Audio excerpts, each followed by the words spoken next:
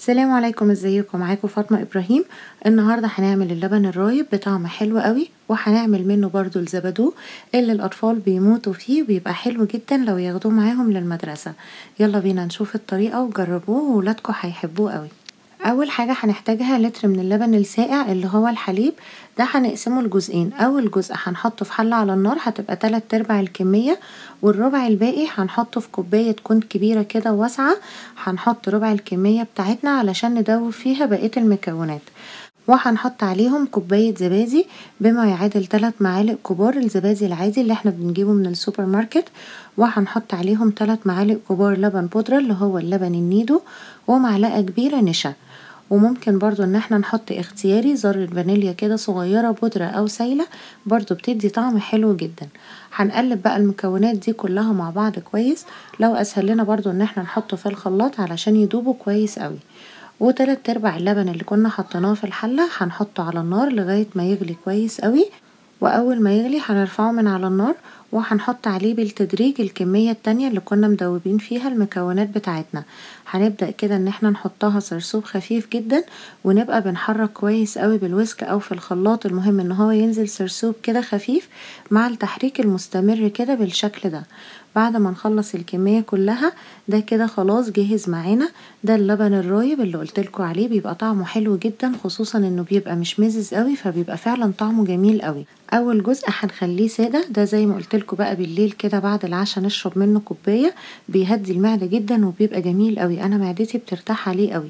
بس المهم ان الكوبايات اللي هنحط فيها لازم تكون مغسولة بمية سخنة ومتنشفة كويس جدا علشان تبقى معقمة. هنغرف كده اول 2 هنخليهم سادة زي ما قلتلكوا، والباقي هنعمل منه بقى الزبادو بتاع الاطفال، انا كمان بحبه جدا بصراحة. لو هنعمل اكتر من طعم هنفصل اول جزء الاول في كوباية برضو تكون واسعة كده علشان نعرف نقلب كويس. هناخد مثلا جزء كده بسيط ونحط عليه مربى. انا هستعمل مربى فراولة، المربى بتبقى حلوة جدا في الزبادو لان هي بتبقى متماسكة، فهتخليه برضو متماسك معانا وطعمها بيبقى حلو جدا. هنحط معلقتين كبار ونقلبهم كده مع اللبن الرايب بتاعنا كويس قوي لغاية ما يختلطوا مع بعض، وبرضو نقوم صبينهم في الكوبايات بتاعتنا. بيبقى طعمه فعلا لازم تجربوه، الولاد بيحبوه قوي. هنحط كده كوبايتين، هي المقادير بتاعتنا دي المفروض تطلع لنا 10 كوبايات من دول، بتعمل كمية كويسة يعني.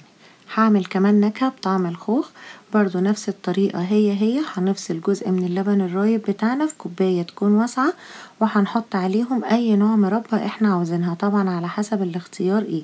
انا هستعمل مربى خوخ، هحطها برضو في اللبن واخلطهم كويس جدا مع بعض، وبرضو اصبهم في الكوبايات بتاعتنا. بس ياريت بقى في حاجة زي كده نخلي ولادنا يساعدونا، انا اي حاجة خاصة بالاطفال بالذات بحب اوي الولاد يشاركوني فيها، علشان بيبقى لهم كده طعم واحساس مختلف، وبيحبوا يشربوا او ياكلوا الحاجة كمان اكتر علشان هما اللي عاملينها بنفسهم، فبيبقوا شايفينها جميلة جدا. فيوم الاجازة كده ده نخليه بقى حاجة بسيطة وسهلة نعملها مع ولادنا، بيبقوا مبسوطين جدا، واحساس المشاركة دايما بيبقى جميل قوي. وننقل بقى الكوبايات بتوعنا الصينية علشان ندخلهم التلاجة. ولو ما عندناش الكوبايات اللي بالغطيان هنحطهم في اي كوبايات او اي اطباق، بس نغطيهم كويس جدا علشان ما يعملش وش، وندخله التلاجة من ساعة لساعتين لغاية كده ما يتماسك ويبقى جاهز لينا. بعد الساعتين اهم بقى طلعوا معانا، حاجة سهلة وسريعة ومش مكلفة وطعمها حلو والولاد بيحبوها، واحسن من ان احنا نشتري لهم بقى من بره عصاير او الكلام ده. ان شاء الله تجربوه مع ولادكم وهيعجبهم جدا، خصوصا لو ساعدوكوا فيه. لو عجبكم الفيديو بليز اعملوا له لايك وشير وكومنت، وبليز اشتركوا في قناة اليوتيوب وفعلوا الجرس. شكرا.